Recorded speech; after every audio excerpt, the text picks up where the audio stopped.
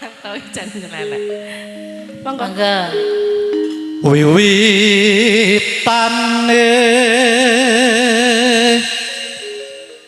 handerek sang peke Sing ngeloni putune pirang dina, Pak? 5 dino. Ajane aja eneng campur sari aku rung Pramule. mulih aja mbok Lah kok gombalmu kan nang omah bar mbok apake? Oh saiki aku wis ngingu tenaga. Lah wong wedok kaya anget kok turu ngeloni gombal iki ya. Ya ben. Apa Dik? Aku ngger nyawang ning goleki amara tamu tene Pak Haji Dalono Pak Dik. Lah kok gombal anu kabeh antarane bar dikumbahi anu. Tak goleki Pak Haji. Lah kok paling ngruntel anggon gombalan iki. Priya bagus kang labu daya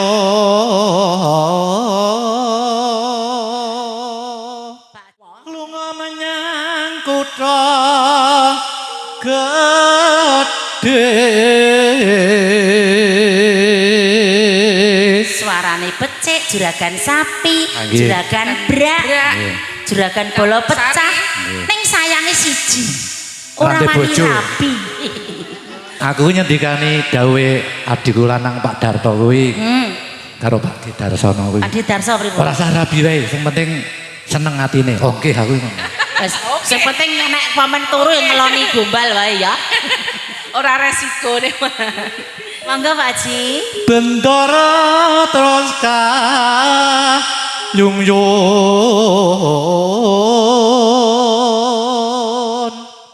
selendang kuning kang saking ukir Ning saestu Pak Haji Dalono kok piyayinipun mendel mboten kakean neko-neko, diapusi brak ra dibayar barang ya ndendem ae.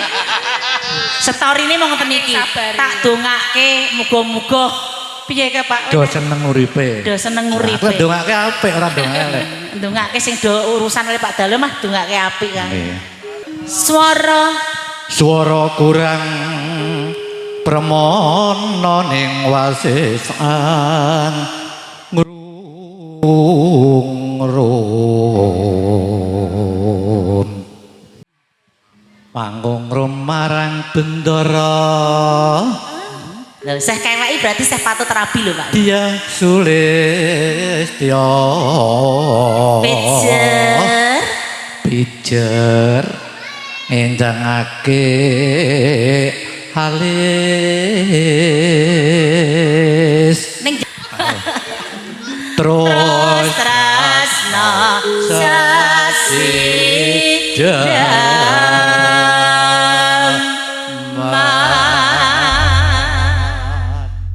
luwih becik paten ana nimbang pisahan priyangan selestia keren wangi samud dana marang kula warga